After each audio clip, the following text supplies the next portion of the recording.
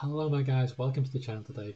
We're just doing a quick video after my stream is finished on one of the teams that is becoming more and more important to me, and to us should be becoming more and more important to all of you guys, which is the Unaligned Forces team. Now, if you want to get Jedi Knight Cal casters, you're going to be leveling this team anyway, because of course you need Cere Agenda, you need little Cal casters from the first game, if you will, or the start of the first game as it's arranged.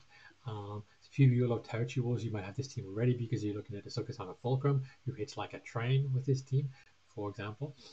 But really, Cere Agenda helps destroy a lot of people. Now, mine is only Relic 1 because I got on the Unaligned Forces to train and Verticom was quite late. I don't have Taron Malicos, I don't have Reva. So it was like, and I missed Jedi Knight Cal back in October, so it's like, okay, well, we're going to slow this down. There's no point rushing it. But her kit is super good, right? If you look at her just a normal lead, it's quite a lot of bonuses, especially for Unaligned Force users, especially if there's no Galactic Legend. You get all these buffs of all sorts of stacking. That's great. It's wonderful. If you have 4 other Unaligned Force users in yourself, fun, wonderful, quite frankly. If you go for the GAC Omicron, I don't have it. I'm saving my Omicrons for the minute for Darth Bane, who's coming to me in a few weeks' time, hopefully. But of course, you also get bonus protection health, limited days, limited ability block. You get all these bonuses if you're a Jedi. So the encounter, or if you're an Unaligned Force user generally, it's like encounter. For each instance of damage any Force user deals against an enemy, and this, if you use Colorado Mask, it's brilliant because then it means it gets 10% stacking offense every time he counterattacks, which is crazy. By time it takes a turn, they gain critical stacking, so they become very slow, even better. Like, it's really just all of this stuff helps the team and just lifts it up so much compared to some of the other teams around the place. And then, I mean, I'll show you a demonstration of this in a second, but my goodness me, does this ability destroy people. So deal physical damage to target enemy plus bonus damage equal to 10% of the max health, 200% for each turn an enemy has taken during the encounter. Each turn. Now in 3v3 it's a little more awkward because of course only 3 enemies, so taking 3 turns per your 1 turn as you're very slow. Maybe you might get 5 or 6 if you're really lucky. Or if you're getting a team that gets a lot of counters, so no counters, a lot of turn meter, or reduces your turn meter, maybe you might be getting more of these, but it's just much harder with 3v3. And you also heal at the same time. Now, if I just flick over to this match, so I just catch it just quite early on in the match, and you can see I've got Caloran Unmasked, I've got Little Cal cast to the near side, and I've got Suited in the middle. Now we just roll it along. We're just finding Jar Grievous here. There you go.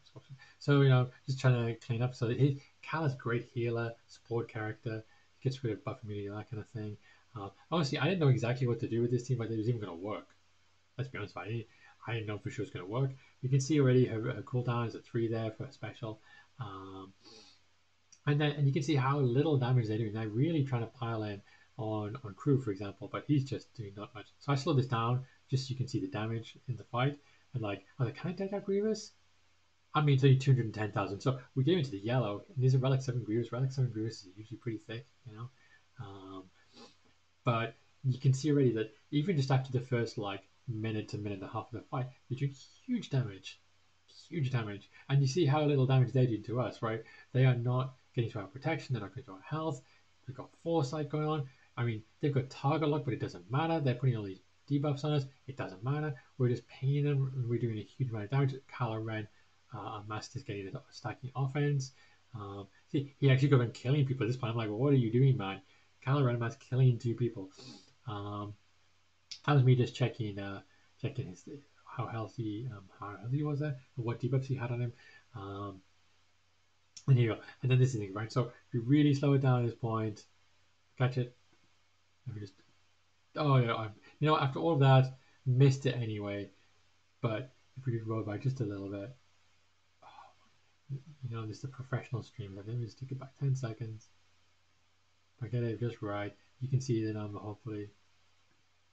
There you go, 600,000 damage. And this is even 2 minutes of the fight, right? And this is against 3v3.